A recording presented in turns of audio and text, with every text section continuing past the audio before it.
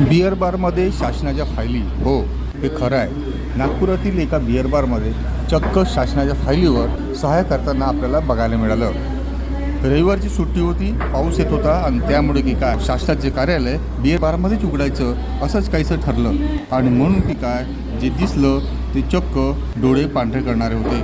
भर दुपार या बारमध्ये दारूचे घोट हे 3 व्यक्ती चक्क महाराष्ट्र शासनाच्या फायलीचा गठ्ठा घेऊन बसले होते. धक्कादायक बाब म्हणजे त्यापैकी एक जण भराभर त्या फायलीवर सह्या करत होता.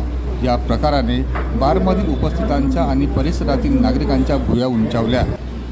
प्रत्यक्षदर्शीने दिलेल्या माहितीनुसार दुपारी 3:30च्या दरम्यान 3 व्यक्ती मनीष नगरातील एका बिअर बारमध्ये आले.